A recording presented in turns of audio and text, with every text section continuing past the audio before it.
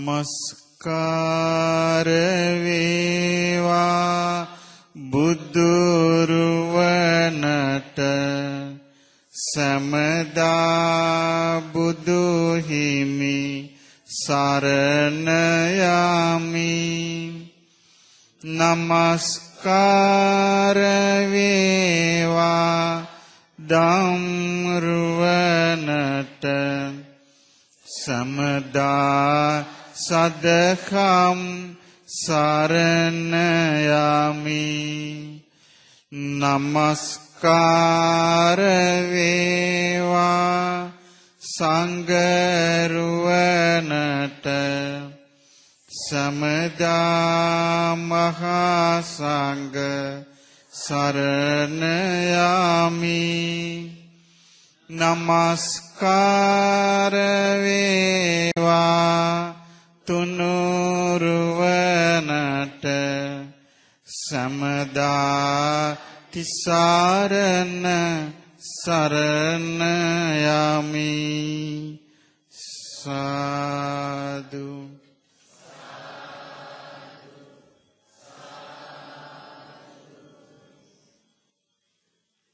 පින්වත්නි, අද නිකිණි පොහොය දවසේ අපි මේ සූදානම් වෙන්නේ අපේ ජීවිතයේ අප අනිවාර්යයෙන්ම දැන සිටිය යුතු එක්තරා පැතිකඩක් ගැන අහන්නයි. බුදුරජාණන් වහන්සේ අපට දේශනා කළේ සත්‍යයක්. සත්‍ය කියන්නේ කාලයකට වෙනස් නොවන දෙයක්. ප්‍රදේශානුව වෙනස් නොවන දෙයක්. ජාතීන් අනුව වෙනස් නොවන දෙයක්. ඒ සත්‍යය උන්වහන්සේ එක එක පැතිකඩ ඔස්සේ අපට පැහැදිලි කළා. මේ මිනිස් ලෝකයේ ගැන උන්වහන්සේගේ දේශනා ඇසුරින් අපි ටිකක් කල්පනා කරන්නට වටිනවා. උන්වහන්සේ දේශනා කළා තිබෙනවා සූත්‍ර රාශියක් මනුස්ස චුති කියන නමින්.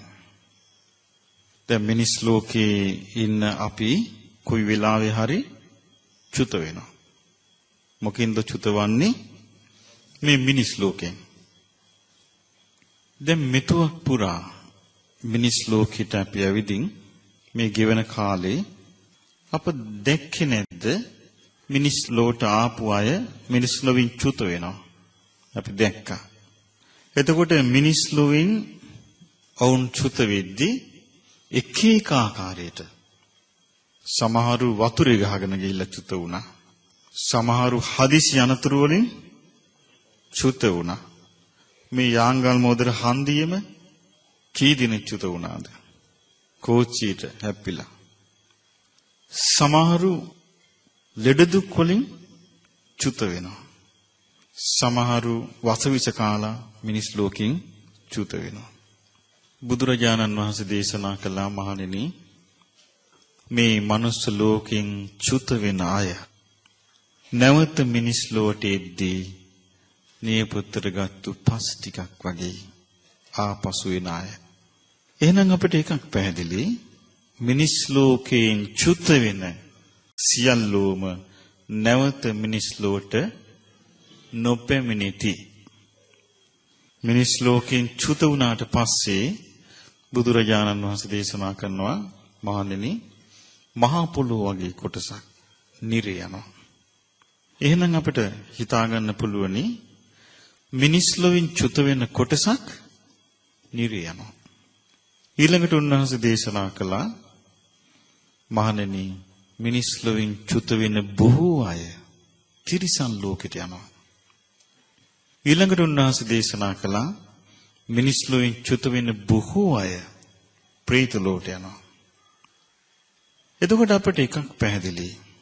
මිනිස් ලෝකයෙන් චුත වෙන බොහෝ අය නැවත මිනිස් ලෝකයට නොයනවා පමණක් නොව ඔවුන් සිටිතැනට වඩා මහා අගාධයකට වැටෙනවා. ඉතින් මේ නිසා දැන් මිනිස් ලෝකයේට ආපු අය මිනිස් ලෝකෙ චුත වෙලා නිරේ ගියාම දැන් මිනිස් ලෝකෙ ගාපු කෙනෙක් මිනිස් ලෝකෙන් චුත වෙලා නිරේ ගියාට පස්සේ අපිට දැනගන්න තොරතුරක් තියෙනවද අසවල් කෙනා මලා දැන් ඔහු නිරේ කියලා? නෑ. ඒක මේ වගේ එකක්. කවුරු හරි කෙනෙක් රස්සාවකට පිටරට යනවා. ඔහු කුමක් හෝ වරදකට හෝ නොකල වරදකට අහු වෙනවා ඒ රටේ නීතියට. ඊට පස්සේ ඔහු හිරගත කරනවා. ඊන් පස්සේ අපි මෙහි කියන්නේ මොකද්ද? අසවල් කෙනා රට ගියා ලියුමක්වත් නැහැ. තොරතුරක් නැහැ. මොන වුණාද දන්නේ. මිනිසුන් අතරම මොනවා වුණාද දන්නේ කියන මට්ටමට මිනිසුන් පිළිබඳ තොරතුරු නොදැනී යනවනම් නිරේ ගියපු කෙනෙක් ගැන කිසිම දවසක කාටවත් අහන්න ලැබෙන්නේ නැහැ.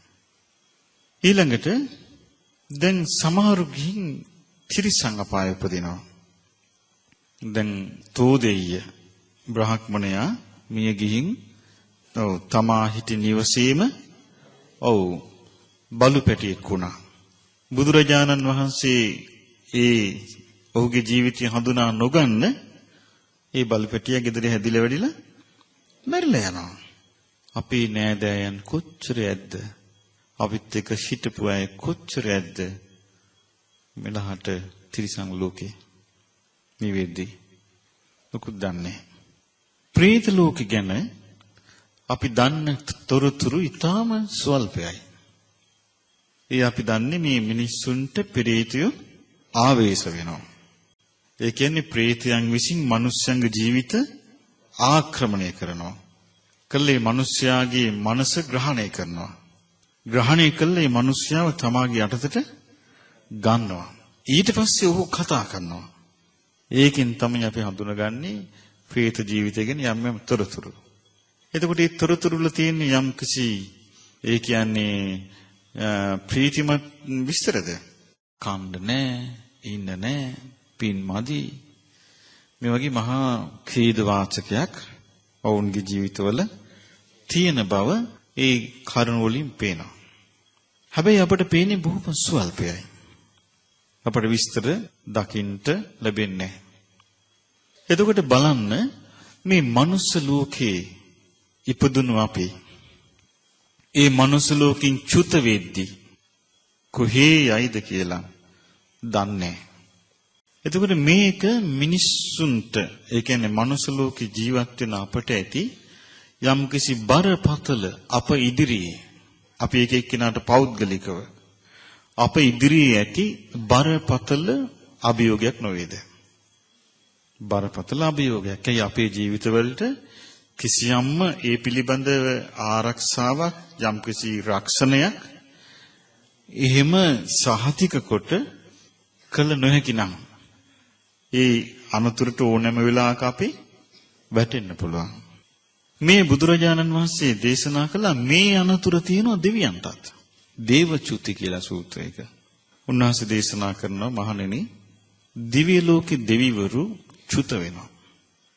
චුත වුණාට පස්සේ නියසිල මතට ගත් පස්වල්පයක් වගේ ආයමත් දෙවියන් වෙලා උපදින පිරිස. මහ පොළොව වගේ පිරිසක් දෙවියෝ වෙලා හිටපු අය නිරේ යනවා. තිරිසන් යෝනියට උපදිනවා. ප්‍රේත ලෝකයට යනවා. ඊළඟට උන්වහන්සේ දේශනා කරනවා නිරය චුති කියලා සූත්‍රයක්. ඒ කියන්නේ නිරේනුත් ඒ සත්වයන් චුත වෙනවා. ඒකේ උන්වහන්සේ දේශනා කරනවා මහණෙනි නිරේන් දුක් විඳලා චුත වෙන සත්වයන් මහ පොළොව වගේ පිරිසක් ආයමත් නිරීම උපදිනවා. මහ පොළොව වගේ පිරිසක් තිරිසන් යෝනිය උපදිනවා. මහ පොළොව වගේ පිරිසක් പ്രേත ලෝකෙට එනවා. මිනිස් ලෝකේ නිතාමත්ම ස්වල්පයි. දෙවියන් අතර නිතාමත්ම ස්වල්පයි. ඊළඟට බුදුරජාණන් වහන්සේ දේශනා කළ പ്രേත චුති සූත්‍රය. ඒක උන්වහන්සේ දේශනා කරනවා මහණෙනි പ്രേත ලෝකේ ඉන්න අය ඒ പ്രേත ආයුෂ ඉවර වෙනකොට ඉවර වෙද්දී ඒගොල්ලොත් චුත වෙනවා. මහණෙනි ඒගොල්ලෝ චුත වෙද්දී මහා පොළොවගේ පිරිසක් ආයමත් ඒ ප්‍රේතයන් අතරම උපදිනවා. ඊටාම සුළු පිරිසක් තමයි මිනිස් ලෝට එන්නේ. ඊටාම සුළු පිරිසක් තමයි දෙවියන් අතරට යන්නේ. බහුතරයක් ප්‍රේතයින් ආය ප්‍රේත ලෝකේ උපදිනවා. එහි උපදින්නට බැරි වුණොත් ඔවුන් ගිහින් උපදිනවා තිරිසන් අපායේ. එහෙම නැත්නම් ඔවුන් යනවා නිරේට. ඊළඟට උන්වහන්සේ දේශනා කරන මහණෙනි තිරිසනුන් චුත වෙද්දී අපිට පේනවනේ නිරන්තරයෙන්ම තිරිසන් සතුන් චුත වෙනවා. තිරිසන් සතුන් මේ උපදිනවා මේ චුත වෙනවා. නිරතුරුවම සිද්ධ වෙනවා.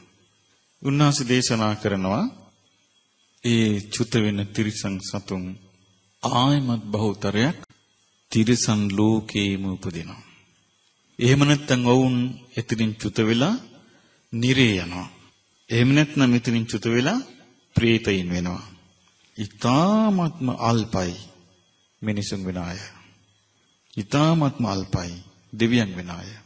අපිට දෙවියන් වෙන සිද්ධ කීපයක් තියෙනවා. කන්තක අස්වැය දෙවියන් අතර උපන්නා.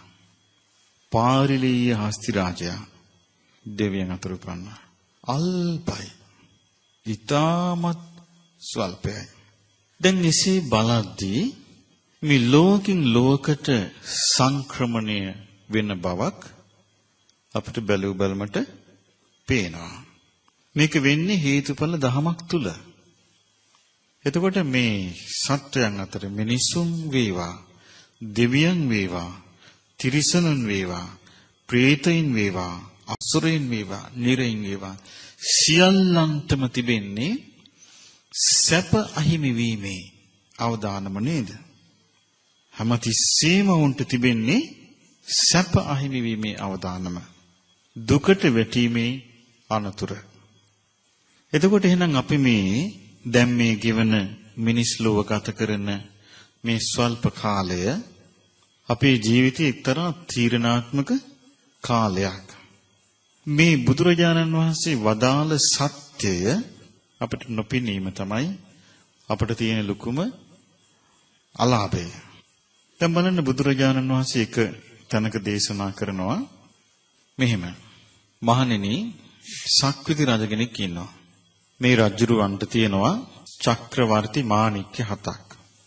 මොහු ධාර්මිකව අවි ආයුධ පරිහරණයෙන් තොරව සමස්ත පෘථිවියම ධර්මයෙන් ආරක්ෂා වෙන දැහැමි රජයක් බවට පත් කරනවා. මේ පින නිසා මොහු ගිල්ලා උපදිනවා මොහු මනුස්ස ලෝකෙන් චුත වුණාම දෙවියන් අතර. දිව්‍යයන්ගේ ආයුෂ ඇතිතාක් දිව්‍ය ආයුෂ ඇතිතාක් ඔහුගේ ඉඳලා ඒ දිව්‍ය ලෝකෙන් චුත වෙද්දී ඔහු නිරය යන්න ඉඩ තියෙනවා. ඔහු තිරිසන් ලෝක යන්න ඉඩ තියෙනවා. ඔහු ප්‍රේත ලෝක යන්න ඉඩ තියෙනවා. එතකොට බලන්න යම් කිසි කෙනෙක් කාලාන්තරය මුළුල්ලේ පින් කරගෙන යනවා යම් කිසි තැනක් උදෙසා. ගිහිල්ලා ඒ පින රැස් කරගත්තට පස්සේ ඒ පිනින් ඔහු දෙවියන් අතරට යනවා. එහිදී විපාක දීලා ඊට පස්සේ ඔහුට ඒ සියල්ලම නැති වෙලා ඔහු නිරයට එන්න පුළුවන්. එතකොට මේක මේ සසර ගමනේ තියෙන පැහැදිලි අවදානමක්. එතකොට උන්වහන්සේ දේශනා කරනවා මහණෙනි ඒ සක්විති රජුරෝ ඒ චක්‍රවර්ති මාණික්‍ය 7කින් සපසේ වාසය කරද්දී එක්තරා මිනිසෙක් ඉන්නවා. ඔහු ඊටාම දුකසේ වාසය කරනවා. ඔහුට කෑමක් නැහැ. ඔහුට ඇඳුමක් නැහැ. ඔහුට ඉන්න තැනක් නැහැ. හැබැයි ඔහුට මුණ ගැහෙනවා තථාගතයන් වහන්සේ. එහෙම නැත්නම් තථාගත ශ්‍රාවකෙක්. ඔහුට අසන්නට ලැබෙනවා චතුරාර්ය සත්‍යය. ඔහු මේ අවබෝධ කරනවා. අවබෝධ කළාට පස්සේ ඔහුත් ඔහුගේ ජීවිතයේ ආවිෂ අවසන් වුණාට පස්සේ ඔහුත් මිනිස් ලෝකෙන් චුත වෙනවා. ඊට පස්සේ ඔහු ගිහිල්ලා උපදිනවා දෙවියන් අතර චක්‍රවර්ති රජතුමා උපදිච්ච තැනම. අර චක්‍රවර්ති රජතුමා සක්විති රජතුමා ආයුෂ ගෙවි යාමෙන් ඔහු අර දිව්‍ය ආත්මෙ ගෙවි යාමෙන් ඔහු මරණයටපත් වෙලා නිරය යනවා. හැබැයි අර දෙවියන් අතර ඉපදිච්ච මාර්ගඵලලාභී ශ්‍රාවකයා ඒ දිව්‍ය ආයුෂ අවසන් වෙලා දිව්‍ය ලෝකෙන් චුත වුණාට පස්සේ ආයමත් දිවි කෙනෙක් වෙනවා. එයා සතර අපායන් නැහැ. කුමක්ද මේ රහස? මේ තියෙන යම්කිසි බරපතල රහසක්. ඒ රහස තමයි ඒ ධර්මයේ අවබෝධ කරපු කෙනාගේ සිත පටු වෙන්නේ නැහැ. දැන් අපේ සිතේ දැන් මේ සසර ගමනේ ආපු අප දැන් ගිව් මේ සංසාර ගමන ගැන වර්ෂ වලින් ගණන් කරන්න බෑ.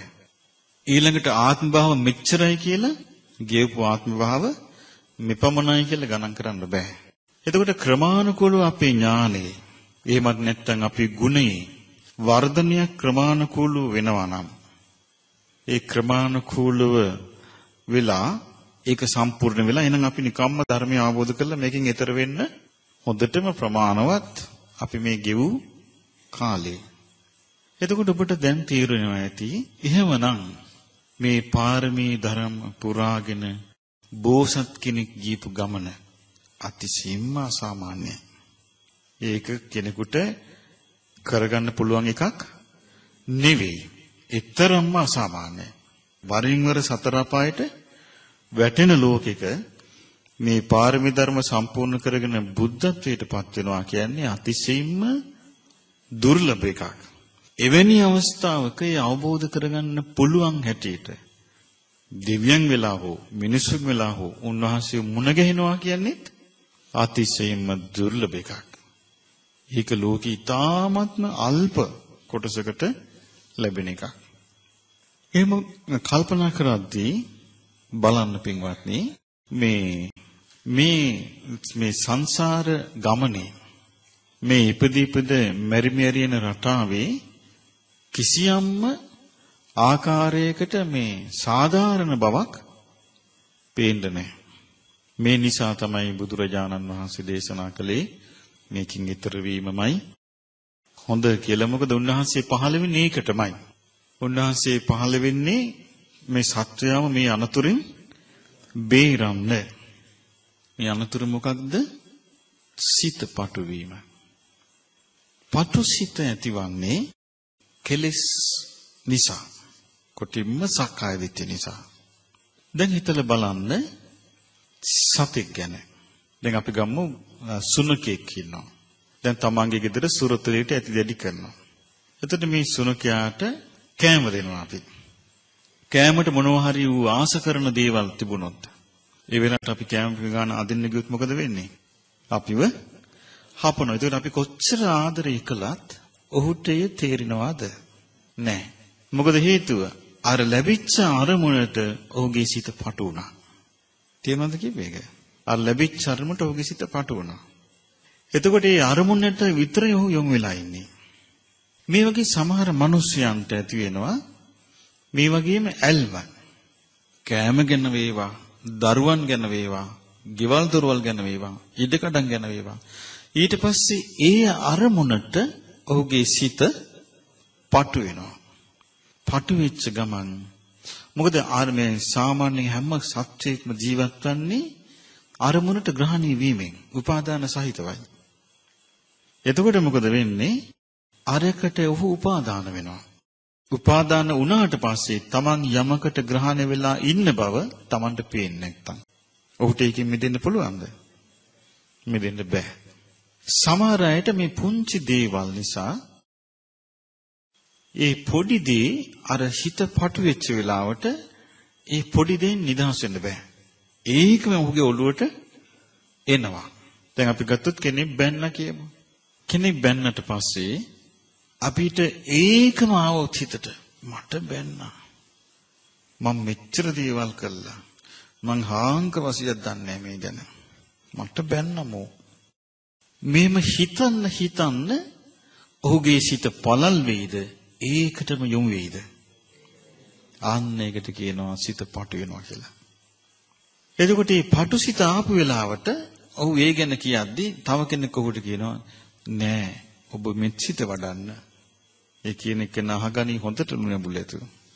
ඒ අවවාදී දිනෙක කෙනා කෙරෙහිත් ඔහු තුල කෝපය තියෙනවා. එලෝගනි ඔයා යන්න ඔයාගේ මෙත් සිත තියාගෙන මම දන්නේ මගේ ප්‍රශ්නේ කියලා. කියන්නේ නැද්ද එහෙම? අන්න පටු සිත. එතකොට බලන්න මේ සසරේ ගමන් කරන කෙනාට හැම තිස්සෙම ඉඩ ප්‍රස්ථා. එහෙම නැත්නම් පරිසරයෙන් ලබා දෙන්නේ ඔහුට පටුසිතකට වැටෙන්නද සිත පළල් කරගන්නද? ඔන්න අනතුර. හැම තිස්සෙම ඔහුට ලබා දෙන්නේ සිත පළල් කරගන්න විශයක් නොවේ. සිත පළල් කරගන්න කලාව නොවේ. සිත පටු කරගන්න අනතුරුමයි. ඊළඟ අනිත් එක්කෙනා කියයි ඇයි ඔයා නිකන් ඉන්නේ? අයියා මොකද මේකට ඇක්ෂන් එකක් ගන්න නැත්තේ? අයියා මේකට ඔයා ඔහොම ඉන්නකොට ඔයා නිකන් නෝන්ජල් කියලා හිතයිනේ. එතකොට තමන්ගේ හිත ආයෙමත් පටු වෙනවා. ඒ මොකද හේතුව? දැන් රැකගන්න ඉබේ තමන්ගේ තත්ත්වේ. අන්න එහෙනම් මේක පිටිපස්සේ තියෙනවා මම. පටුසිත පිටිපස්සේ මම සිටි. පටුසිත පිටිපස්සේ මගේ කියා දෙයක් තිබේ. පටුසිත පිටිපස්සේ මගේ පැවැත්ම කියා දෙයක් තිබේ. මමය මාගේය කියන හැඟීම තමයි. ඒ හැඟීම ආවට පස්සේ ඔහුට එකෙන් බේරෙනවා කියන එක ලේසි නෑ. පටුසිත තිබීමේ අනතුර මේ පටුසිතක් ඇති කෙනා ඔහුට පේන්නේ ඔහුට උවමනා ජීවිත යහපත නෙවෙයි. ඔහුට උවමනා ලාභයයි. පටුසිත තියෙන කෙනා කැමති ලාභයට. පටුසිත තියෙන කෙනා කැමති සත්කාරයට. පටුසිත තියෙන කෙනා කැමති කීර්ති ප්‍රශංසාවලට. එතකොට ඔහුගේ පටුසිත හොයන්නේ ඒක. බුදුරජාණන් වහන්සේ මේ පටුසිතට ලෝණඵල සූත්‍රයේ තාම ලස්සන උපමාවක් දේශනා කළා. කුඩා බඳුනක් වැනිය. ඔහුගේ සිත කුඩා බඳුනක් වගේ. කුඩා බඳුනකට වතුර දමා තියෙනවා. මේ වතුර දෙම කුඩා බඳුනට කෙනෙක් ලුණු කැටයක් දමනවා. එතකොට මොකද වෙන්නේ? අර කුඩා බඳුනේ ඇති වතුර ස්වල්පයේ අර ලුණු කැටේ දිය වෙනවා. එතකොට ඒ වතුරේ රසය ලුණු රස බවට පත් වෙනවා. හේතුව කුඩා බඳුනක වතුර ස්වල්පයක් තිබීමයි. බුදුරජාණන් වහන්සේ දේශනා කරනවා පටුසිත මෙවැනි දෙයකි. උන්වහන්සේ උපමාවක් දේශනා කරන පළල් සිත. ගංගානම් ගඟට කෙනෙක් දානවා ඒ ප්‍රමාණයම ලුණු කැටේ. ඒ ගඟේ ජලය තුලත් ඒ ලුණු කැටේ දිය වෙනවා. හැබැයි ලුණු රසක් ඒ ජලයෙන් එන්නේ නැහැ. මක් නිසාද? මහත් ජල කඳක් ඇති නිසාය. එතකොට කෙනෙක් මේ ධර්මයේ අවබෝධ කරන්න මහන්සි ගද්දී අපි ගත්තොත් කෙනෙක් චතුරාර්ය සත්‍ය අවබෝධ කරනවා. අපි ගත්තොත් සෝතාපන්න වෙනවා. නැත්නම් ඒ ධර්ම මාර්ගේ පිවිසෙනවා. පිවිසුණු ගමන් ඔහුගේ පටුසිත නැති වී යයි. ඒ පටුසිත නැතිවීමෙන් ඔහු හැමතිස්සෙම වාසය කරන්නේ කවර වූ චිත්තයකින්ද? පළල් වූ සිතකින්. එතකොට අපිට පේනවා මේ මිනිස්යාගේ සිතේ ඇති පටු බව නැති කරලා දෙන්න පුළුවන් ආර්ය අෂ්ටාංගික මාර්ගයට පමණයි. මේ ලෝකේ වෙන කිසිම දෙයකට මේ පටුසිත නැති කරන්න බෑ. සක්විති රජ කෙනෙක් වෙලා හිටියා කෙනෙක්. ඔහු තුල පවා තිබුණා සිත පටු වෙන ස්වභාවය. එතකොට ඔහු දෙවියන් අතරට ගියා. දෙවියන් තුලත් තිබුණා සිත පටු වෙන ස්වභාවය. ඒ ස්වභාවය නොතිබෙන්න ඔහු සතර අපේ වැටෙයිද? නෑනේ. ඒ ස්වභාවයේ තිබිච්ච නිසායි සතර අපේ වැටුනේ. එතකොට සිත පටු වෙන්න හේතු වෙන්නේ මමත්වය. එතකොට හොයලා බලන්න වෛර බැඳගෙන ඉන්න අය නැත්තම් මේ ඉඩ කඩන් දීපල මේවට අධික ලෙස ගිජු වෙලා ඉන්න අය එහෙම නැත්තම් නොයෙක් පරණ කෝන්තරගෙන කියවකෝ ඉන්න අය මේ ඔක්කොම තුල තියෙන්නේ ওই ලක්ෂණේ නොවේද? අධික මමත්වය. අධික මමත්වය ඇති වෙන්නේ මොකෙන්ද? සක්කාය දිට්ඨියෙන්. එතකොට මේ සක්කාය දිට්ඨිය Taman තුලින් ප්‍රහාණය වෙන්න නම් Taman ආර්ය අෂ්ටාංගික මාර්ගයේ ගමන් කරන්න ඕනේ. ඒතර ආර්ය අෂ්ටාංගික මාර්ගයට Taman එන්නේ නැත්තම් ඒ ගැන Tamanට හැකියාවකුත් නැත්තම් ඒ ගැන Tamanට විමසා බැලීමේ අවශ්‍යතාවයකුත් නැත්තම් පටුසිත හටගත් වෙලාවට ඔහුගේ ප්‍රකෘති සිහිය නැතු යනවා. එතකොට ඔහුගේ ප්‍රකෘති සිහිය නැති වුනහම ඔහු ඉන්නේ අර පටුසිතට අවනතව. රාගය ඇති වෙනවා. එතකොට ඌට පටුසිතක් හට ගන්නවා. ඔන්න වර්ධී බැඳෙනවා. අන්සතු දෙයකට ආසාව ඇති වෙනවා. එතකොට ඌට පටුසිතක් හට ගන්නවා. ඔන්න සොරකමේ බැඳෙනවා. මේ වගේ නොඑක ආකාරයෙන් ඌට කයින් වචනයෙන් මනසින් වරදින්ද දැන් බුදුරජාණන් වහන්සේ දේශනා කළා තියෙනවා අපි කයින් වචනෙන් මනසින් අපි යමක් කරද්දී මේකට ගොඩාක් මුල් වෙන්නේ අපේ සිත නොවේද? සිතයි. එතකොට මේ සිත පටු වුණොත් ඒ පටු සිතින් ඒ පටු සිත මුල් වෙලා නේද අපි ඊට පස්සේ වචන කතා කරන්න තියෙන්නේ. පටු සිත මුල් වෙලා නේද ඊට පස්සේ ක්‍රියා කරන්න තියෙන්නේ. එතකොට මේ සංසාරේ අපි මේ ආපු ගමනේ සතර අපායට අපි රැගෙන යන්නේ යම් මානසික ස්වභාවයකින්ද ඒ මානසික ස්වභාවය අප තුළ තියෙනවා නම් ඒක අප තුළ ඇති අනතුරක් නෙවෙයිද? මෙන්න මේ අනතුර අපි දකින්න නැත්නම් අපිට මේකෙන් ගැලවෙන්න බෑ. ඒ අනතුරේ පටුසිත හටගන්නා විදිය කොයි වෙලාවෙ කොතැනක සිදු වෙනවද කියලා කිව නොහැකි. කෙනෙක් අසනීප වෙනවා. වයසට ගිහිල්ලා. මේ කෙනා බොහොම සතුටින් ඉඳලා රෝගාබාධයටපත් වෙලා ඔන්න දැන් මෙයා රෝහලට ගෙනියනවා. දැන් ඌ රෝහලේ ඇඳි හාන්සි වෙලා ඉන්නවා. දැන් ඌ දන්නේ ඌගේ ජීවිතේ කොච්චර කල් තියෙනවාද කියලා. ඌ හිතන්නේ ඌ සනීප වෙලා ගෙදර යයි කියලා. සමහරට දවසින් දෙකකින් ඌ චුත වෙනවා. ඌට පටුසිත තෝරා බේරා ගන්න බැරි නම් ඌගේ දරුවෙක් වෙනවා. ඇවිල්ලා කියනවා අනේ අම්මේ හරි ඉස්සරහට දෙමිනිස්සු ඔන්න ආයෙත් අර ඉදමට ප්‍රශ්නේ හදලා. ඔන්න අද පොලිසිය ගිහිල්ලා. ඔන්න අපිටත් එන්න කියනවා. නඩු දානවා කියනවා අම්මේ හොඳටම බැන්නා. මම මේ ඔක්කොටම මහන්සි වෙලා මැදිහත් වෙලා මම මේ ගිහිලා එන ගමන් හරියට නිඳා කළා මේ පාරේ බැන ගියා. දැන් මේ කාටද කියන්නේ? ආර මරණාසන්න කෙනාට. ඔහුගේ සිත පළල් වෙයිද පටු වෙයිද? ක්ෂණයකින්ම තරහට ගන්නවා. ඊට පස්සේ තරහ පිටිපස්සෙන් එනවා බයක්. මගෙන් පස්සේ මේ ළමයින්ට කාර්යදරයක් කරනවා මෙවුන්. ඊට පස්සේ එනවා වෛරය. සිත පටු වෙච්ච ගමන් මේකෙන් එයාව ගලවන්න කෙනෙක් නැහැ. කොච්චරනම් මිනිස්යන් දුගති යනවද? ඒ පටුසිත මුදවන්න කෙනෙක් නැහැ. පටුසිත ඇති කරලා දෙන්න ඕන තරම් ඉන්නවා. මේකේ මුදවන්න කෙනෙක් නැත්තේ මොකද? සසර ගමනේ භයානකකම ගැන නොදන්නා නිසාය. සිහියෙන් නොසිටින නිසාය. ඊට පස්සේ මොකද කරන්නේ? මේ විදිහට කියලා ඔන්න ඉතින් අඬනවා. අනේ දැන් අම්මත් අසනීප වුණා. ඒකතර මේ අම්මගේ හිතේ මේවා ඔක්කොම වැඩ කරන්න ගන්නවා. ඊට පස්සේ මේකෙන් බේරෙන්න බෑ.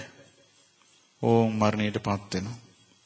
ඊට පස්සේ කවුද දන්නේ කොහේ ගියාද? සතෙක් වෙලාවද? ප්‍රේතෙක් වුණාද? වෙන මොනවා හරි සතෙක් වුණාද? අපි දන්නවද මොකක්වත්?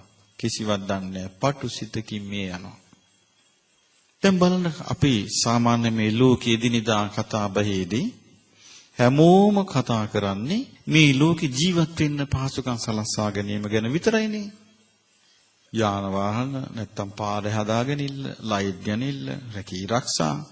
මේ අපි එතකොට ජීවිතේ පහසුකම් සලසා ගැනීම ගැන එකම අරගලයකදී සිටිනවා.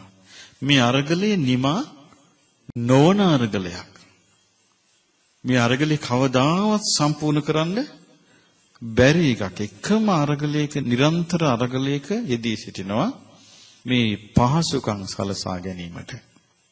පහසුකම් සලසා ගන්න අපි රැකියාවක් හොයාගන්නෙත්, ගෙවල් දොරවල් හදාගන්නෙත්, පාරවල් ගත්තත් මේ හැම එකකම යම්කිසි අරගලයක් තියෙනවා. ඔය අතරේ තමයි මේ අපට වෙනම සිද්ධ වෙනවා මේක.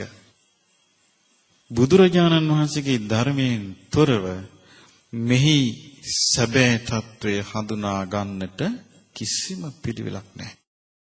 මේ නිසා පින්වත්නි මේ පටුසිතයි පළල් සිතයි අතර අපි යම්කිසි තේරුම් ගැනීමක් කරගත යුතුයි. පළල් සිතක් ඇති කරගන්නට බොහෝ උපකාරී වන්නේ බුදුරජාණන් වහන්සේගේ ධර්මයයි. දැන් අපිට පටුසිතක් ඇති වෙන වෙලාවට අපටම පුළුවන් නම් ධර්මයේ මෙනෙහි කරලා ඒ පටුසිත බැහැර කරන්න. ඒක තමයි අපේ වාසනාව. පටුසිතක් ඇති වෙච්ච වෙලාවට ධර්මයේ කවුරුත් කිව්වත් තේරෙන්නේ නැත්තම් අර පටු සිත තුලම රැඳී සිටිනවා නම් ධර්මයෙන් ඔහුට උපකාර නැත. ධර්මයෙන් ඔහුට උපකාර නැත. එතකොට ධර්මයෙන් උපකාර ලැබෙන්න නම් අර පටු සිතක් එක්කෝ ඊර්ෂියාව, ක්‍රෝධය, එක්කෝ වෛරය, එක්කෝ ලාභ සත්කාරිත ආසාව මේවා ආපු වෙලාවට සිහි කරන්න බැරි නම් ධර්මයෙන් ඔහුට ඒකෙන් බින්දෙන්න පිළිවන් කමක් නැහැ. දැන් මේ ප්‍රශ්න වලින් මිදෙන්න, ඒ කියන්නේ මේ සිතේ ඇති පටු භවයේ අනතුරෙන් මිදෙන්න අපට ඊටාම ප්‍රයෝජනයි මේ සසර ගැන සිතීම. ඒ කියන්නේ අප මේ කෙලවරක් නැති සංසාරයක තමයි මේ ඉපදීපද අපි ආවේ. මේ වගේ ප්‍රශ්න වලට අපි කොයිතරම් මෝන දෙන්නේ නැද්ද? මේ වගේ ප්‍රශ්න වලට අපි කොයිතරම් මෝන දීලා මොනතරම් කරදර වලට භාජනය වෙලා කොච්චර කල් අපි නිරේ හිටපු අවස්ථා ඇද්ද? අපි දන්නේ නැනේ. දැන් අපි දන්නේ. ඒ මොකද හේතුව? දැන් අපි ගත කරන්නේ සුගතිය නිසා. දැන් අපි මේ සුගතියේ ඉපදිලා ඉන්නේ. යම් කිසි පොඩි කාලයකට. හැබැයි අපි නිරේ හිටපු දේවල් අපි දන්නේ නැහැ. හැබැයි නිරේට ගියේ යම් සිටී පටු බවකින්ද ඒක හිතේ තියෙනවා. අපි කොච්චරනම් තිරිසන් අපායේ ඉපදිලා ඉන්නේ නැද්ද? අපි ඒක දන්නේ නැහැ. හැබැයි තිරිසන් අපායේ උපන්නේ යම් මානසික ස්වභාවයක් නිසාද ඒක තියෙනවා හිතේ. කොච්චරනම් අවස්ථාවල් වල പ്രേත ලෝකේ ඉන්නේ නැද්ද? එතකොට ප්‍රේතීව බවට පත්ුනේ යම් මානසික ස්වභාවයකින්ද ඒක හිතේ තියෙනවා. අපි කොච්චරනම් අසුර වෙලා ඉන්නේ නැද්ද? ඔය එක එක්කෙනාගේ පුද පූජාවල් අරගෙන කොච්චර ඉන්නේ නැද්ද භූතය වෙලා? එතකොට මේ පටු ස්වභාවයට පත්ුනේ යම් මානසික ස්වභාවකින්ද ඒක තියෙනවා නම් හිතේ. එහෙනම් අපිට මෙය යම් කිසි මට්ටමකට තෝරා බේරා ගන්නට නම් සිත පිළිබඳ තමාගේ සිත පිළිබඳ තමන් අධ්‍යයනයක යෙදිය යුතුයි. සිත පිළිබඳ තමන් විමසා බැලිය යුතුයි. තමාගේ සිත පිළිබඳ තමා විමසා නොබලන තා තමන්ට මේ අනතුර මේ ස්වභාවය තුල තියෙනවා කියලා හඳුනා ගන්න බෑ.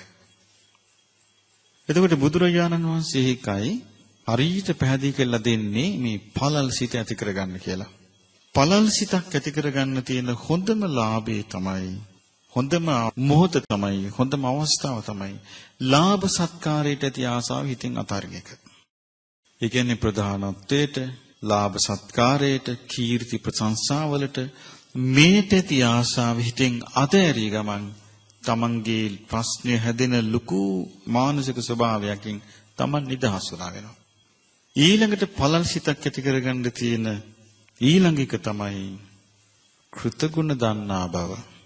කළ උපකාරය සිතීම. කළ උපකාරය දන්නා බව. කෙලෙහි ගුණ. මේ උපකාරී වෙනවා පළල් සිතක් ඇති කර ගැනීම පිණිස. ඊළඟට පළල් සිතක් ඇති කර ගැනීමට උපකාරී වෙනවා අප්‍රමාදය.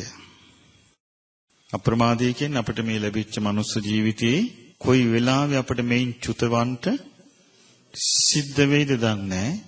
එතකොට අපි චුත වුණොත් චුත වෙන්නේ මේ හිතේ තියෙන මේ ක්ෂණික පරිවර්තනශීලී බව සමගයි. මොකද අපේ සිත වහා පෙරලෙන සුළුයි. මේ සිතේ ඇතිවෙන යම් යම් මනෝභාවයන්ට මේ සිත යට වෙනවා. එතකොට මේකෙන් බේරෙන්න බෑනේ. එතකොට මේන් බේරෙන්න බැරි නම් අපිට අනතුරක් නැද්ද? අනතුරක් තියෙනවා. එහෙමනම් අපි මේ ලැබිච්ච මනුස්ස ජීවිතයේදී ඔය අනතුර පිළිබඳ අපි තම තමන් පෞද්ගලිකව තම තමන් පිළිබඳව දැනුවත් වී සිටින්න ඕනේ. හැබැයි අපේ දැනුවත් වීම අප විසින් කරගන්න ඕනේ. මොකද හේතුව අපේ හිතේ ස්වභාවය හැම තිස්සෙම ඒට යටවීමයි. බුදුරජාණන් වහන්සේගෙන් ඇහුවනේ මේ ලෝකේ වැහිලා තිබෙන්නේ කුමකින්ද කියලා ඇහුවා. ඒකට උන්වහන්සේ උත්තර දුන්නේ මේ ලෝකේ වැහිලා තිබෙන්නේ අවිද්‍යාවෙන් කියලා. ලෝකේ කියන්නේ ඇස කරන ආසය දිවකය මනස. ඒකට මේක වැහිලා තියෙන්නේ වටහාගත නොහැකි ස්වභාවයකින්. ඒකට වටහාගත නොහැකි ස්වභාවයකින් තියෙනකොට මේ අනතුරු එකක්වත් අපිට ප්‍රකට වෙන්නේ නෑ. මෙවැනි අනතුරක් තියෙනවා කියලා අපට දැනුවත් වෙන්නේ නෑ. යම් කිසි විදිහකින් කිව්වත් ඒක අපේ හිතට යන්නේ නෑ. අපි බොහොම අතරමඟ නොයෙක් ලාමක අරමුණු වල එලිලා ඉන්නවා. අපේ හිතේ ඇතැන් ස්වභාවය හරියට මේ වතුරේ ගිලින්න යන මිනිස්සෙක් වගේ. දැන් බලන්න වතුරේ ගිලින්න යනකොට කවුරු හරි කෙනෙක් ඔහුගේ ස්වභාවය මොකද්ද? ඔහු දනිබනි ගහනවා බේරෙන්න. එතකොට කෙනෙක් යනවා ඔහුට උදව් කරන්න. ගිලින කෙනාව Tamanට අල්ලගන්න නොදී නේද යට උදව් කරන්න ඕනේ. ඒ ගිලින කෙනා පැනපෙක මම මෙයාගේ බෙල්ල එල්ලුණොත් එයත් ඒකෙම ගිලිනවා. මෙන්න මේ වගේ තමයි මේ මිනිස්සයා අරමුණු වලට ග්‍රහණය වීම. ඊට පස්සේ ඒක අතාරින්නේ නැහැ. ඒක දැඩි ලෙස අල්ලගෙන ඉන්නවා. එතකොට මෙවැනි මානසික ස්වභාවයකින් ඒ මානසික ස්වභාවය කොයි මොහොතේ හටගනීද කියලා අපිට කියන්න පුළුවන්ද? කියන්න බෑ. එහෙනම් අපි දිනු කළ යුත්තේ සිහිය නොවේද? අපි නැත්තම් නිකම්ම සිහින ලෝකෙක ඉන්න පුළුවන්. දැන් අපිට තිසරණේ තියෙනවා. අපි කොහෙද දුගති යන්නේ? එහෙම හිතනා ඉන්නවනේ. අපිට මොකුත් වෙන්නේ නැහැ කියලා හිතනවා. අපිට මොකුත් වෙන්නේ නැහැ කියලා හිතපු ගමන් ඔහු වැටෙන්නේ ප්‍රමාදයටයි. ඒක ප්‍රමාදයේ සිටිවිල්ලක්. ඒ සිටිවිල්ල ආපු ගමන් ඔහු සිහියෙන් තොර වෙනවා. සිහියෙන් තොර වෙච්ච ගමන් ප්‍රශ්න හට ගන්නවා දන්නේ. ඒ ප්‍රශ්නයට ඔහු හසු වෙනවා දන්නේ. ඒ ප්‍රශ්නය තුල ඔහු ගිලෙනවා දන්නේ. ඒ දන්නේ නැති ඔහු අනතුරු පිළිබඳ අදහස අතහැරලා මුලාවටපත් වෙලා. එතකොට මුලාවටපත් වෙන්න ප්‍රධාන හේතුවක් තමයි රැකවරණයේ හරියට නොලබා රැකවරණයේ ලබා තියනවා කියලා සිතීම. දැන් බුදුරජාන් වහන්සේගේ ධර්මයේ තුල අපට පේනවා දැන් ඔන්න ධර්මයේ අහද්දී කෙනෙකුට හිත පහදිනවා. මේ සිතේ පහන් බව ඇති වෙච්ච ගමන් ඔහු මුලා වෙනවා. දැන් මා තුල ශ්‍රද්ධාව පිහිටියා කියලා. නමුත් ඔහු තුල තියෙන්න පුළුවන් ඕනෑ වෙලාවක අමූලිකා සද්ධා. ඒ කියන්නේ මුලක් නැති පැහැදීම තියෙන්න පුළුවන්. එතකොට ඔහු තමා පිළිබඳ විග්‍රහයක යෙදෙන්නේ නැති නිසා මේක තෝරා බේරගන්න Tamanට බැරි වෙනවා. ඊට පස්සේ ටික ටික ඔහු පිළිගැනීමටත් ලක් වෙනකොට ඔහු ධර්මදරේ කියලා. ඔහුත් එක්ක අනිත්‍ය කතා කරනවා. එතකොට ඔහුට මතකින් කියන්න පුළුවන් දහම් කරුණු. එතකොට අනිත්‍යයි ඔහුට ප්‍රශංසා කරනවා. ඔයා හරි පින්වන්තයි. ඔයාට හරි ඥානයක් නෙව. ඔයා නම් බේරුණා කියලා. එතකොට එයාම Tamanට ලකුණු දා ගන්නවා. මං දැන් බේරුණා. ලාභයට අහු වුණා. කීර්තියට අහු වුණා. ප්‍රශංසාවට අහු වුණා. ඒ අහුවෙච්ච ගමන් ඔහු ඒකේ හදා ගන්නවා පංජරේ කූඩුව. ඊට පස්සේ කූඩුව ඇස්සේ ඔහු ඉන්නේ. ඔහු හිතන්නේ කොහොමද? දැන් මම ඊට පස්සේ ඔහුට බේරෙන්න බෑ. ඒ හේතුව ඔහු හිර වෙලා. මේ විදිහට අපි හිතන්න බැරි විදිහට අපි ප්‍රශංසාවට හිර වෙනවා. කීර්තියට හිර වෙනවා. ලාභයට හිර වෙනවා. ඊට පස්සේ ඔහුට ඇති වෙන යම්කිසි මානසික අහංකාරකමක් එනවා. තමාගේ තත්වයක් පවත්ව ගන්න. මෙය මොකක්වත් හිතාගෙන නෙමෙයි ආවේ. තමන්ගේ තත්ත්වයක් පවත්වා ගන්න ඔහුට හැඟීමක් ඇති වෙනවා. ඊට පස්සේ මොකද කරන්නේ? ඔහු ඒක හිතේ තියාගෙන ඉන්න. නමුත් හිතේ තියෙන වෙනත් එකක්. හිතේ තියෙන මොකද්ද? පටුසිත හට ගන්න පරිසරය දෙනකොට පටුසිත හට ගන්නවා. පළල්සිත කියන එක ඉතින් හිතාමතාම වීරියකින් සීයකින් නුවණකින් උපද්දවා ගන්න ඕන එකක්. පළල්සිත හට ගන්නවා නම් නිකන් උත්සාහයකින් තොරව එහෙනම් මරණින් මත්තේ මහ පොළොවගේ පිරිසස් ආයේ මිනිස්සු වෙනවා. පළල්සිත හට ගන්නවා නම් ඔටෝ නේ මරණින් මත්තේ ආයෙමත් මහ පොළොවගේ පිරිසක් ආයේ මිනිස් ලෝකයට එනවා. මහ පොළොවගේ පිරිසක් එහෙනම් ආයෙමත් දෙවියන් අතරට නෑ. කිසිදා නොවන්නකි. දැන් අපි ගත්තොත් අපි මේ ධර්මය අහන්නේ, ධර්මය ඉගෙන ගන්නේ. මේ කටයුතු ඔක්කොම කරන්න ඕනේ අපි තමාට රැකවරණයක් පිණිස නොවේද? ඒ තමාට රැකවරණය පිණිස බව සැනකින් අපට අමතක වෙන්නේ නැද්ද? අමතක වෙනවා. එතකොට බලන්න මේ විදිහට තමයි අපි අමතක වෙවි අපිට ලැබෙන යහපත් අවස්ථාවන් අපින් මගහැරි යන්නේ. අපින් මගහැරි යන්නේ මේ විදිහටමයි. ඉතින් ඒ නිසා බුදුරජාණන් වහන්සේ දේශනා කළා තියෙනවා මේ බුද්ධ කාලයේ විස්තරයක් ගැන. ඒකේ තියෙනවා මේ සමහර මේ වයසක අය පැවිදි වෙනවා බුද්ධ කාලේ. පැවිදි වුණාට පස්සේ මේ පොඩි නමලා ඉන්නවා රහත් වෙච්ච. නිකලෙස් වෙච්ච. ඒ කියන්නේ ආර්ය අෂ්ටාංගික මාර්ගයේ සම්පූර්ණයෙන්ම ප්‍රගුණ වෙච්ච. ඒ පොඩි නමලා කියනවා අර වයසක පැවිදි වෙච්ච අයට මෙහෙන්න දැන් මේ විදියට වල ගන්න ඕනේ. මේ විදියට අතපය ඔසවන්න දිගාරින්න. මේ විදියට සිහියෙන් යන්න. මේ විදියට සතපෙන්න. එතකොට පළල් සිතක් තිබ්බොත් හරි ආපු කාරණේ. බුදුරජාණන් වහන්සේ දේශනා කරනවා මහන්නේ එතකොට මේ වයසක ඇත්තෝ කල්පනා කරනවා අනේ ගී කලදසාව. අපේ මුණුබුරන්ටත් වඩා පුංචි වුණේව. දැන් මොන්දලා කියන හැටියට මට මේ ඉන්න වෙලා තියෙන්නේ කියලා මහණෙනි ඔවුන් ආපසු යති. එතකොට බලන්න එහෙමනම් මේ අනතුර කියන එක හැම කාලෙම තියෙනවා. එතකොට අපිට ඔබට තේරුම් ගන්න පුළුවන් මේකට යම්කිසි ප්‍රඥාවක් අවශ්‍ය බව. ඒ කියන්නේ තමා තුළ හටගන්න තමාවම නොමග යන තමාව ධර්මයෙන් බැහැරට වීසි වෙන යම් ස්වභාවයන් තමන්ට හඳුනා ගන්න තමා තුළම ප්‍රඥාව අවශ්‍ය බව. ඒකයි බුදුරජාණන් වහන්සේ වදාළේ මාගේ ධර්මයේ ප්‍රඥාවන්තයාටයි. ඒ ප්‍රඥාවන්තයා තමයි මේක තෝරා බේරගන්නේ. ප්‍රඥාව නැති කෙනා මේක තෝරා බේරගන්නේ නැහැ. මේක තෝරා බේරගන්න පුළුවන් කමක් නැහැ. ඇයි හේතුව? ප්‍රඥාවෙන් කළ යුතු දෙයක් නේ. ප්‍රඥාවෙන් කළ යුතු දෙයක් ප්‍රඥාව නැති කෙනෙක් කොහොමද කරන්නේ?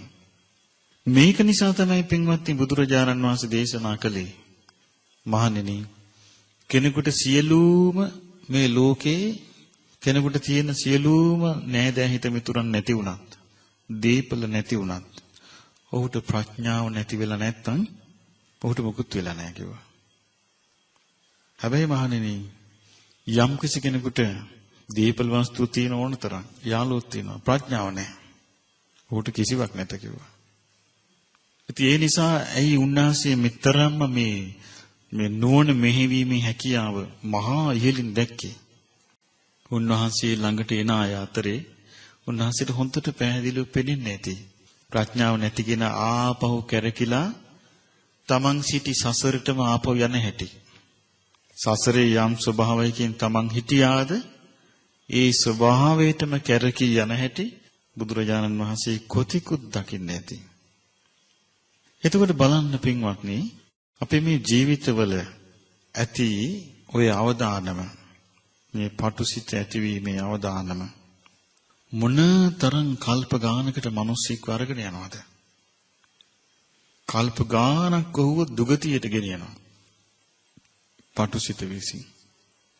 දැන් අපි අපේ මනුස්ස ජීවිතය ගත්තොත් මෙතෙක් අපි ගෙවූ මනුස්ස ජීවිතය තුළ අපිට නැද්ද මේ පටු ස්වභාවයට මේ හිතපත් වෙලා යම් කිසි කියපු කරපු දේවල් තියෙනවනේ. එහෙමනම් අපේ මේ හිත පටු ස්වභාවයට පත් වෙන එක නැවත වෙන්නේ නැහැ කියලා අපිට තිබෙන සාතිකය මොකද්ද? එහෙම සාතිකයක් නැහැ. එහෙනම් අපි කොච්චර පරිස්සම් වෙ යුතුද? අපි මොනතරම් පරිස්සම් වෙ යුතුද? අපිට තියෙන ලොකුම හානිය ඇති කරන්නේ මාන්නෙන්. මාන්නය ඇතුණාට පස්සේ මාන්නය ඇති වෙන්නේ කොමකින්ද? මම මගේය මාගේ ආත්මය කියන හැඟීමෙන්. අර සුභා ගැන වර්ණනා කරද්දී සුභා කියන ලස්සන උපමාවක් සුභා තෙරණිය.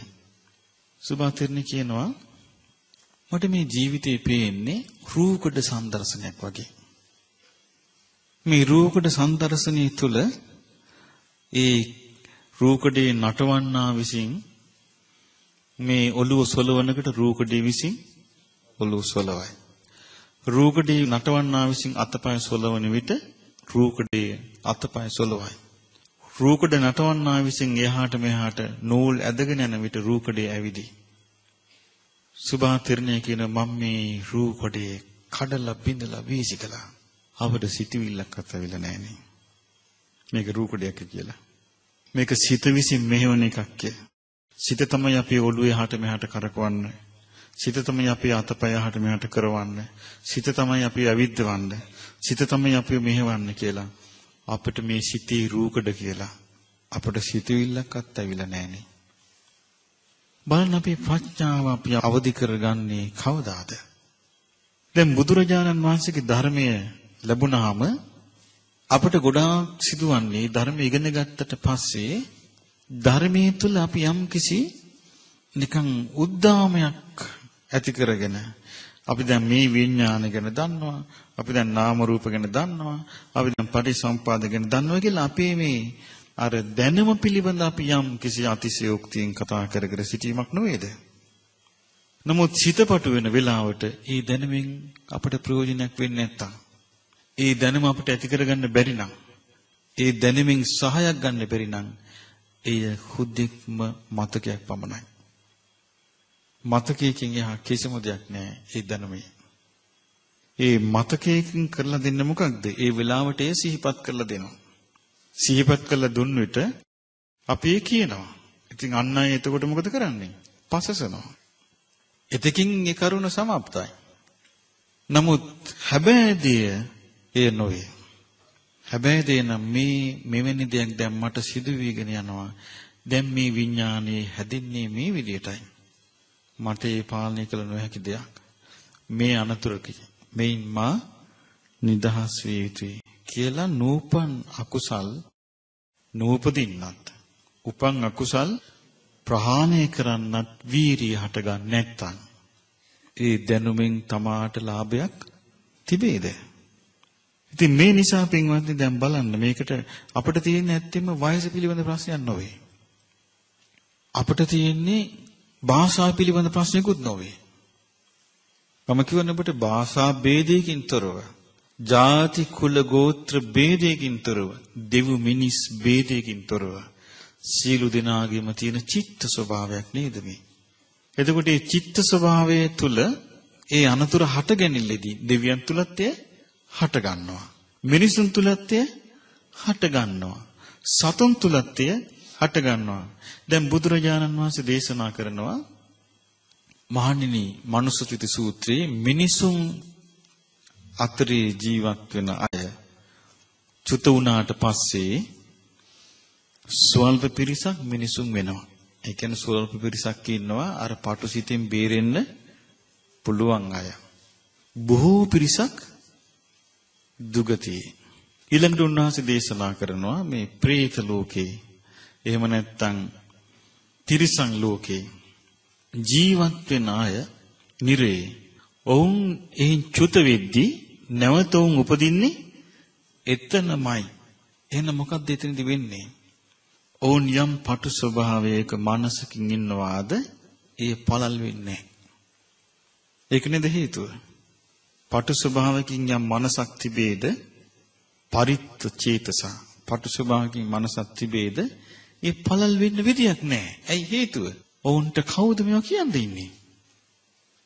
මේවා කියා දෙන්න කෙනෙක් ඉන්නවද තිරිසන් ලෝකේ? නෑ. මේවා කියා දෙන්න කෙනෙක් ඉන්නවද പ്രേත ලෝකේ? මේවා කියා දෙන්න කෙනෙක් ඉන්නවද අසුර ලෝකේ? නෑ. කවුරුවත් කෙනෙක් තටුවක් තියලා මල් පහන් පාත්මයෝ කරලා අඬ ගහලා අනේ භූතේනි නුඹලා සසරකේ කියනවද? අඬ ගහලා කියන අරක කොටපන් මේක මරපන් ඒකනේ කියන්නේ. අර පටිසිත තියෙන අමනුෂ්‍ය පෙළෙන්නේ දෙක කරන්න. අන්න බලන්න. දැන් ඔබට තේරෙන්නේ නැද්ද මේ අපි මේ කාරණේ ගැන දැන් මේ සාකච්ඡා කරමින් යද්දී එහෙමනම් මේ දෙවියන් මිනිසුන් සියලු දෙනාම හරි අසරණයි කියලා. විසඳුමක් නැති අසරණකමක්. කෑමක් බීමක් ලබා දෙනවා කියන එකට විසඳුමක් තියෙනවා. ඇඳුමක් කැඩුමක් නැති එකට විසඳුමක් තියෙනවා. ගියක් දොරක් නැති එකටත් විසඳුමක් තියෙනවා. පාරක් තුරක් නැති එකටත් විසඳුමක් තියෙනවා. හැබැයි සිත පටු වෙද්දී දුගති යනවා නම් ඒට විසඳුමක් නැහැ බුදුරජාණන් වහන්සේගේ ධර්මයේ නැත්තම්. මෙන්න මෙතනයි බුදුරජාණන් වහන්සේගේ ධර්මයේ ඇති වටිනාකම තියෙන්නේ. එතකොට මේ මිනිස්යාට මේ වටහා ගන්න අමාරුයි. වර්තමානයේ මිනිස්යා මේ සුගතිය තුල ලැබෙන පහසුකම් වලට මුලා වෙලා. දැන් අපි ගත්තොත් මේ අපේ හැමතිස්සෙම මේ ජීවත් වෙන්න මිනිස්සයා මේ තමන් අහන්න දකින දේවල් ඇසුරින්. එතකොට අපිට අහන්න දකින දේවල් තුල තියෙන්නේ හැමතිස්සෙම මේ ලෝකයේ පිළිබඳ මන්මත් කරන දෙයක් නම්. ඔහුට පුළුවන් දෙයක් ගොඩ එන්න. බෑනේ. ඒ නිසා වෙන්නේ මොකද? දැන් අපි ගත්තොත් මෙවන් තැනකට ඇවිල්ලා යම් කෙනෙක් ජීවිතය ගැන ස්වල්පයක් අසාවි. නමුත් මෙතනින් පිට වී ගිය විට වෙනම ලෝකයක් නෙමෙයි තිබෙන්නේ. වෙනම ලෝකයක්, වෙනම ප්‍රශ්න ගොඩක්, වෙනම ආකල්ප. මේ කියන්න කවුරුවත් නැහැ. එතකොට බලන්න මේ අසරණකම ඉදිරියේදී අසරණකමක් මිසක් සරණක් නොවේ.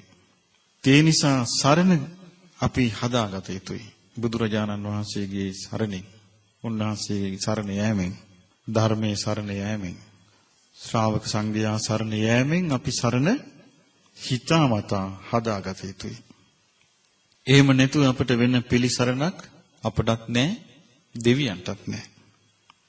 දෙවියන්ටත් නැහැ, මිනිසුන්ටත් නැහැ. දැන් අපිට මේ පොඩි අවස්ථාවක් තියෙනවා. දැන් මං කියවනේ ඔබට මතකද?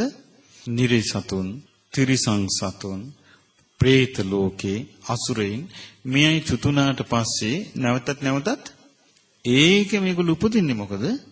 අර පටුසිතින් බේරෙන්න ඒගොල්ලන්ට ක්‍රමයක් නැති නිසා. දැන් සුගතියින් අපි, සුගතියින් දෙවියන්. මේ දෙවියන්ට මිනිසුන්ට මේ අවස්ථාව තියෙන්නේ මොකද? අපිට මේ සිත පළල් කරගැනීමේ අවස්ථාව තිබෙන නිසා. එතකොට මේ සිත පළල් කරගන්න නම් අපි අපේ ප්‍රඥාවෙන්ම අපි කල්පනා කරන්න ඕනේ. ප්‍රඥාවෙන්ම හිතන්න ඕනේ. අපි මේ ආවේ බොහෝ කල් සසර ගමනක මේ යම් කිසි ආකාරයකට අපට මිදෙන්න අවස්ථාවක් අප ඇති කරගත යුතුයි කියලා අපි ප්‍රඥාවම දියුණු කරගන්න ඕනේ. එතකොට මේ ප්‍රඥාව පාදක කරගෙන තමයි අපිට මේ කරන්න තියෙන්නේ. ඒකනේ ආර්ය අෂ්ටාංගික මාර්ගයේ පටන් ගන්නේ ප්‍රඥාවෙන්. සම්මා දිට්ඨියෙන් පටන් ගන්නේ. ප්‍රඥා ස්කන්ධයෙන් පටන් ගන්නේ. මොකද හේතුව ප්‍රඥාව නැතුව මේ කරන්න බෑ. එතකොට පින්වත්නි දැන් බලන්න බුදුරජාණන් වහන්සේගේ කාලෙත් අද කාලෙත් ගත්තොත් ඒ අනතුරු වලට මිනිස්සු භාජනය වීමේදී අද කාලෙත් 100%ක්ම වැඩි. බුද්ධ කාලෙම නෙමේ බුදුරජාණන් වහන්සේ වැඩ හිටියා. රහතන් වහන්සේලා වැඩ හිටියා. මාර්ගඵලලාභී ශ්‍රාවකයෝ වැඩ හිටියා. ඉතින් උන්වහන්සේලා මේ ජීවිතයේ පිළිබඳ බුදුරජාණන් වහන්සේ දේශනා කරපු දේ ඔවුන්ගේ භාෂාවෙන් කියාගෙන ගියා. ඒ නිසා උන්ට ඒ කරුණ වැටහුණා. ඒ වැටහීම තුළ උන්ට තමන්ගේ සිත පිළිබඳ යම්කිසි තේරුම් ගැනීමක් කරගන්න පුළුවන් වුණා. අදත් මේ බුදුරජාණන් වහන්සේගේ ධර්මයේ කතා කළොත් අපට ඒක කරගන්න යම්කිසි උත්සාහයක් ගන්න පුළුවන්. ඒකයි මේ විශේෂයෙන්ම අපි ඒ සඳහා දැන් ඔබට මතකද මේක ගොනු කරගත්තොත් මේ පටු සිතක් අපිට පවතින්න තියෙන අනතුර එකක් තමයි අපිට තියෙන මොකද්ද? ලාභ සත්කාරයට ආසාකම. ඊළඟට මට ඔබට කියන්න අමතකුණා ලুকু අනතුරක් තමයි කලබල වීම. මොකද්ද? කලබල වෙච්ච ගමන් කොරස් කටිත් අත දාන්න බෑ. පුළුවන්ද? බැහැලු. මේ නිසා මේ හිත කලබල වෙච්ච ගමන් අන්න ඒ බඳු එක්කිනා තමයි අර අරමුණ එකපාරට අර ගිලෙන්න ගිය මිනිස්සයා වගේ අරමුණ එකපාරට අල්ලගන්නේ. හොඳට බලන් හිතලා කවුරු හරි ඉන්නවා කියලා ලুকু මාන්නකින් මම හරි මට තමයි තේරෙන්නේ. මම කියන විදිහට මේක වෙන්න ඕනේ. එයාට කවුරු හරි බයිනවා. එතකොට යා එකපාරට කලබල වුණොත් එයාට පුළුවන් දෙයක විග්‍රහ කරගන්න. බෑනේ. බුදුරජාණන් වහන්සේගේ හොඳ උපදේශයක් තියෙනවා බ්‍රහ්මජාල සූත්‍රයේ. බ්‍රහ්මජාල සූත්‍රයේ තියෙනවා මේ ගුරුවරයයි ගෝලයයි. බුදුරජාණන් වහන්සේ චාරිකාවේ වඩිද්දී ගුරුවරයෙකුයි ගෝලයෙකුයි පිටිපස්සෙන් යනවා. ගුරුවරයා පුළුවන් තරම් බුදුරජාණන් වහන්සේටයි සංඝයාටයි බයිනවා. ගෝලයා පුළුවන් තරම් ප්‍රශංසා කරනවා. ඉතින් උන්වහන්සේලා රෑ නවාතැන් ගත්ත එක තැනක. නවාතැන් ගත්තාම අර ජෝඩුවක් තව නවාතැන් ගන්න. දැන් ගුරුවරයා පැත්තකටලා පුළුවන් තරම් බන්නවා. ගෝලයා ප්‍රශංසා කරනවා. ඉතින් පහුදා භික්ෂුන් වහන්සේලා කතාන හරි පුදුමයි මේ බුදුරජාන් වහන්සේට කොච්චර මේ මිනිස්යන් ගැන අවබෝධයක් ඇද්ද? මේකට කිසි ප්‍රතිචාරයක් නැහැ. කිසි ප්‍රතිචාරයක් නැහැ. බුදුරජාන් වහන්සේ දේශනා කරන මහණෙනි කවුරු හරි බැන්නොත් කලබල වෙන්න එපා. බලන්නේ බැනපු කාරණේ තමා තුළ තියනවාද කියලා. ඒක තමා තුළ නැත්නම් ඉතින් තමන්ට අදාළ නැහැනේ. අතාරින්න කියලා.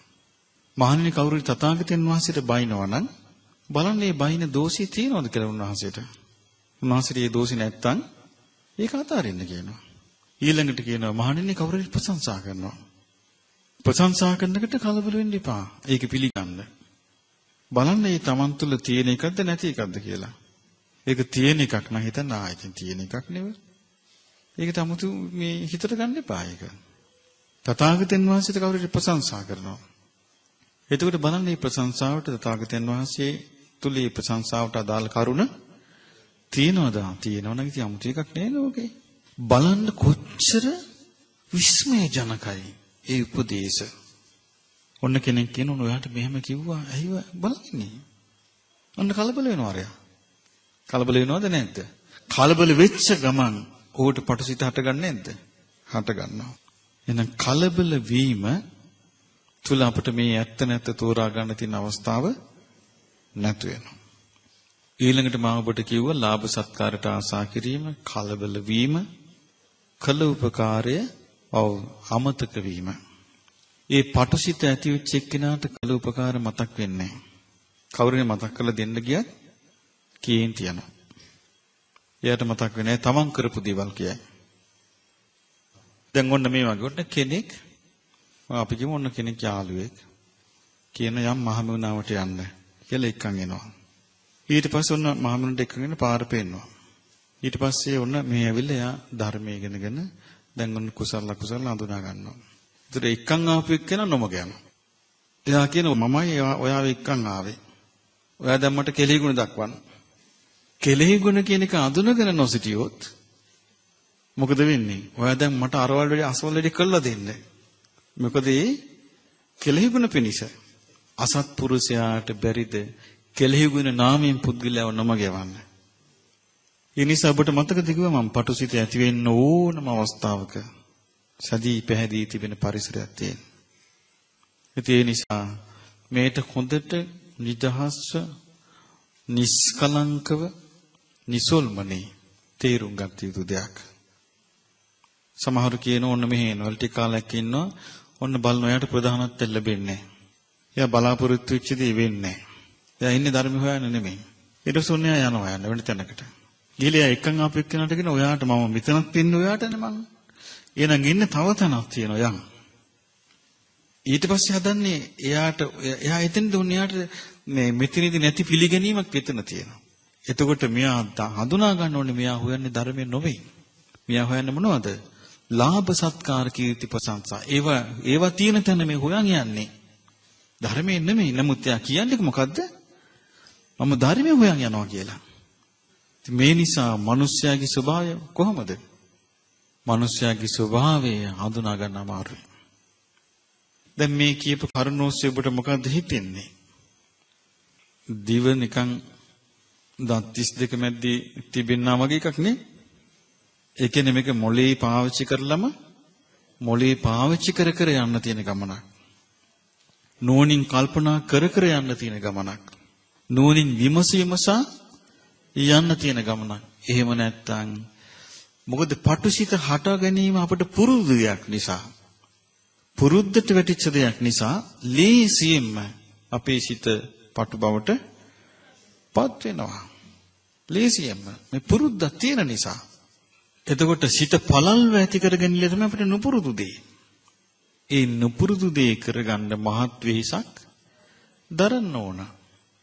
එහෙමනම් අපිට මේ දැන් කලන මිතුරන් හඳුනා ගන්න නෝනින් කල්පනා කර කර කරන්න ඕනේ. ඇත්ත ධර්මය හඳුනා ගන්න නෝනින් කල්පනා කර කරන්න ඕනේ. අසුරු කළ යුතු කෙනා හඳුනා ගන්න නෝනින් කල්පනා කළ යුතුයි. එතකොට බාහිර දීපවා තීරුම් ගන්න නුවණ ඕනේ. අභ්‍යන්තරයෙන් කොහෙත්ම ඕනේනේ. දැන් ওই පටුසිත පළල්සිත පිළිබඳ කතාව බාහිර එකක් නෙවෙයිනේ. ඒක මොකද්ද? අභ්‍යන්තර එකක්. මේසේ නුවණින් සිහි කරන්න හැම දිනාටම තුනුරුවන්ගේ ආශිර්වාදයේ ලැබේවා.